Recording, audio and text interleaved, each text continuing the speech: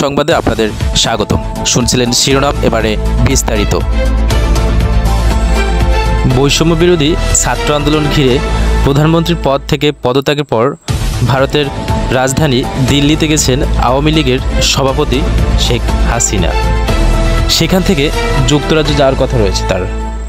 এদিকে রাজনৈতিক মহলের প্রশ্ন উঠেছে দলের সাধারণ সম্পাদক ওবায়দুল কাদের কথায়। জানা গেছে শেখ হাসিনার একদিন আগেই দেশ ছেড়েছেন ওবায়দুল কাদের। জাতীয় নির্বাচনের পর থেকে প্রতিদিন মিডিয়ার সামনে কথা বললেও বৈষম্য বিরোধী ছাত্র আন্দোলনের শেষ মুহূর্তে মিডিয়ায় কথা কম বলতে দেখা যায় তাকে। আওয়ামী লীগ সাধারণ সম্পাদক এবং সড়ক পরিবহন ও সেতুমন্ত্রী ওবায়দুল কাদের রবিবার রাতে দেশ ত্যাগ করেছেন। তিনি বর্তমানে সিঙ্গাপুর রয়েছেন। তবে অন্য একটি সূত্র বলছে ওবায়দুল কাদের বর্তমানে নয়াদিল্লিতে অবস্থান করছেন।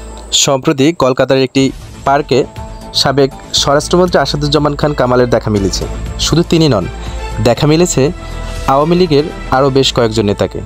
এরপর থেকেই প্রশ্ন উঠেছে স্বরাষ্ট্রমন্ত্রী আসাদুজ্জামান খান কামাল কিভাবে দেশ ছেড়ে পালালেন। গত বৈষম্য বিরোধী ছাত্র জনতার আন্দোলনে নজিরবিহীন দমনপীড়ন চালানো হয় সাবেক স্বরাষ্ট্রমন্ত্রী আসাদুজ্জামান কামালের নির্দেশে।